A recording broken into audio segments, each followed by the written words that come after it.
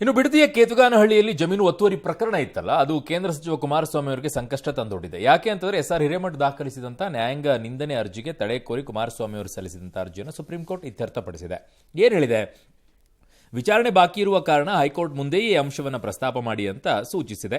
ಅರ್ಜಿದಾರರು ಎದುರಿಸ್ತಾ ಇರುವಂತಹ ಸಂಕಷ್ಟವನ್ನು ಅರ್ಥ ಮಾಡಿಕೊಂಡಿದ್ದೀವಿ. ಇದಕ್ಕೆ ರಾಜಕೀಯ ಕಾರಣಗಳು ಇರಬಹುದು.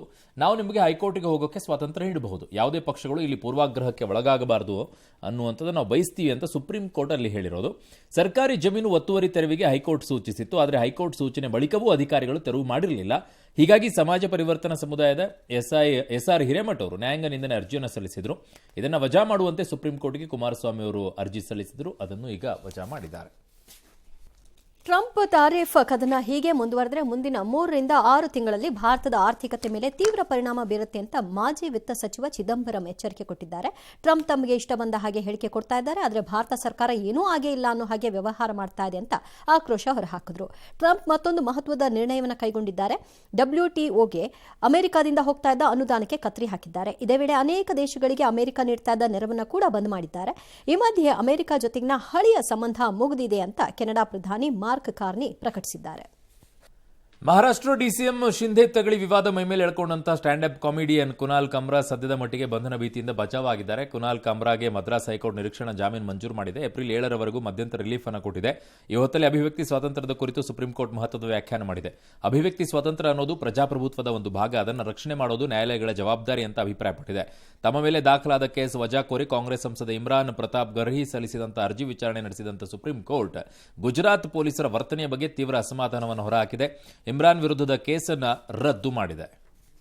ಮಚ್ ಹಿಡಿದು ರೀಲ್ಸ್ ಮಾಡಿದ ವಿನಯ್ ಮತ್ತು ರಜತ್ ಇಬ್ಬರಿಗೂ ಕೂಡ ಬೆಂಗಳೂರಿನ 24ನೇ ACMM ಕೋರ್ಟ್ ಷರತ್ತುಬದ್ಧ ಜಾಮೀನನ್ನು ಕೊಟ್ಟಿದೆ. ಆದರೆ ಇವತ್ತು ಷರತ್ತು ಪೂರೈಸಲಾಗದ ಕಾರಣ ಇಬ್ಬರನ್ನ ಪರಪ್ಪನ ಅಗ್ರಹಾರ ಜೈಲಿಗೆ ಪೊಲೀಸರು ಶಿಫ್ಟ್ ಮಾಡಿದ್ದಾರೆ. ಇನ್ನು ಸಂಡೂರು ಗುಡ್ಡದಲ್ಲಿರುವಂತಹ ರಾಮಗಢದ ರಸ್ತೆಯನ್ನೇ ಧರ್ಮ ಹೆಸರಿನ ಮೈನಿಂಗ್ ಕಂಪನಿ ಅಳಿಸಿ ನುಂಗಿ ಹಾಕಿದೆ. ತಹಶೀಲ್ದಾರ್ ಕಚೇರಿಗೆ ಜಿಲ್ಲಾ ಪಂಚಾಯಿತಿ ಇಂಜಿನಿಯರಿಂಗ್ ಉಪವಿಭಾಗ ಕಳೆದ ಅಕ್ಟೋಬರ್ನಲ್ಲಿ ಬರೆದ ಪತ್ರದಿಂದ ಅಕ್ರಮ ಬಯಲಾಗಿದೆ. ರಾಮಗಢಕ್ಕೆ ಬ್ರಿಟಿಷರ ಕಾಲದಿಂದಲೂ ಕೂಡ ರಸ್ತೆ ಇದೆ. ಆದರೆ ಸುಶೀಲಾ ನಗರದಿಂದಾಗಿ ರಾಮಗಢ ಮಾರ್ಗವಾಗಿ ಜೈಸಿಂಗಪುರ ಹೊರವಲಯ ಸಂಪರ್ಕಿಸುವಂತಹ 16 ಕಿಲೋಮೀಟರ್ ರಸ್ತೆಯ ಕುರುಹುಗಳನ್ನೇ ರಾಮಗಢದ ಸುತ್ತ ತಲೆ ಎತ್ತಿರುವ ಗಣಿ ಕಂಪನಿಗಳು ಅಳಿಸಿ ಹಾಕೋಗ್ಬಿಟ್ಟಿವೆ. ಹೀಗಾಗಿ 16 ಕಿಲೋಮೀಟರ್ ಸಂಚರಿಸಿ ಹೋಗಬೇಕಾದಂಥ ರಾಮಗಢಕ್ಕೆ ಇದೀಗ 25 ಕಿಲೋಮೀಟರ್ ಸುತ್ತುವರೆದು ಹೋಗಬೇಕಾಗಿದೆ. ಇದಕ್ಕೆ ಸ್ಥಳೀಯರೀಗ ಆಕ್ರೋಶವನ್ನು ಹೊರಹಾಕ್ತಾ ಇದ್ದಾರೆ. ಬಳ್ಳಾರಿಯಲ್ಲಿ ಕರ್ನಾಟಕ ಕಂಡ ದಕ್ಷ ಪೊಲೀಸ್ ಅಧಿಕಾರಿ 96 ವರ್ಷದ BN ಗರುಡಾಚಾರ್ ವಿಧಿವಶರಾಗಿದ್ದಾರೆ. ಗರುಡಾಚಾರ್ ನಿಧನಕ್ಕೆ ಗಣ್ಯರು ಕಂಬನಿಯನ್ನ ಮಿಡಿದಿದ್ದಾರೆ. ಗರುಡಾಚಾರ್ ಅವರ ಬೆಂಗಳೂರಿನ ನಿವಾಸದಲ್ಲಿ ಅಂತಿಮ ದರ್ಶನಕ್ಕೆ ವ್ಯವಸ್ಥೆ ಮಾಡಲಾಗಿದ್ದು, ನಾಳೆ ವಿಲ್ಸನ್ ಗಾರ್ಡನ್ ಚಿತಾಗಾರದಲ್ಲಿ ಅಂತ್ಯ ಸಂಸ್ಕಾರವನ್ನು ನೆರವೇರಿಸಲಾಗುತ್ತೆ. ಶಾಸಕ ಉದಯ್ ಗರುಡಾಚಾರ್ ತಂದೆಯೂ ಆಗಿರುವ ಗರುಡಾಚಾರ್ ಬೆಂಗಳೂರಿನ ಕಾರ್ಪೊರೇಷನ್ ವೃತ್ತದಲ್ಲಿ ನಗರದ ಮೊದಲ ಟ್ರಾಫಿಕ್ ಸಿಗ್ನಲ್ ಪ್ರಾರಂಭಿಸಿದರು. ಬೆಂಗಳೂರಿನ ಸಂಚಾರ ವ್ಯವಸ್ಥೆಗೆ ತಮ್ಮದೇ ಕೊಡುಗೆಯನ್ನು ನೀಡಿದರು. BN ಗರುಡಾಚಾರ್ ನಾಗಮಂಗಲದ ಬಿಂಡಿಗನ ವಿಲೆ ಗ್ರಾಮದವರು. ಬೆಂಗಳೂರು ನಗರ ಕಮಿಷನರ್, ಪೊಲೀಸ್ ಮಹಾನಿರ್ದೇಶಕ ಸೇರಿದಂತೆ ಹಲವು ಮಹತ್ವದ ಹುದ್ದೆಗಳನ್ನು ಅಲಂಕರಿಸಿದರು. 1975ರ ತುರ್ತು ಪರಿಸ್ಥಿತಿ ವೇಳೆ ರಾಷ್ಟ್ರಮಟ್ಟದ ರಾಜಕೀಯ ನಾಯಕರನ್ನ ಬಂಧಿಸಿ ಜೈಲಿಗೆ ಹಾಕಿದ್ರು. ಬೆಂಗಳೂರಿನ ಹುಳಿಮಾವು ವ್ಯಾಪ್ತಿಯಲ್ಲಿ ಪತ್ನಿ ಕೊಂದು ಸೂಟ್ಕೇಸ್ಗೆ ತುಂಬಿದ್ದ ಕಿರಾತಕ ಟೆಕ್ಕಿ ರಾಕೇಶ್ ಪುಣೆ ಬಳಿಕ ಈಗ ವಿಷ ಸೇವಿಸಿ ಆತ್ಮಹತ್ಯೆಗೆ ಸಿದ್ದಾನೆ. ಪುಣೆ ಬಳಿ ತಕ್ಷಣವೇ ಪೊಲೀಸರು ಆತನನ್ನು ಆಸ್ಪತ್ರೆಗೆ ದಾಖಲಿಸಿ ಚಿಕಿತ್ಸೆ ಕೊಡಿಸಿದಾರಂತೆ. ಅಲ್ಲೆಲ್ಲೋ ಪೊಲೀಸ್ ಸ್ಟೇಷನಲ್ಲಿ ಹೋಗ್ಬಿಟ್ಟು ಪುಣೆಯಲ್ಲಿರುವಂಥ ಪೊಲೀಸ್ ಸ್ಟೇಷನ್ ಮುಂದೆ ಹೋಗ್ಬಿಟ್ಟು ಆ ರೀತಿ ಮಾಡಿದನಂತೆ. ಸದ್ಯ ಚೇತರಿಸಿಕೊಂಡಿರುವಂಥ ಪತ್ನಿ ಹಂತಕ ಟೆಕ್ಕಿಯನ್ನು ಪೊಲೀಸರು ವಿಚಾರಣೆಗೊಳಪಡಿಸಿದ್ದಾರೆ. ಮಹಾರಾಷ್ಟ್ರ ಮೂಲದ ದಂಪತಿ ನಡುವೆ ಬುಧವಾರ ರಾತ್ರಿ ಕೆಲಸದ ವಿಚಾರಕ್ಕೆ ಜಗಳ ಆಯ್ತಂತೆ. ಇದು ತಾರಕಕ್ಕೇರಿ ಪತ್ನಿಯನ್ನ ಚಾಕುವಿನಿಂದ ಕೊಂದುಬಿಟ್ಟಿದ್ದಾನೆ. ಶವನ ಸೂಟ್ಕೇಸ್ ತುಂಬಿ ಕಾರ್ನಲ್ಲಿ ಸಾಗಿಸೋಕೆ ಪ್ರಯತ್ನ ಪಡಿಸಿದ್ದಾನೆ, ಬಟ್ ಆಗಿಲ್ಲ.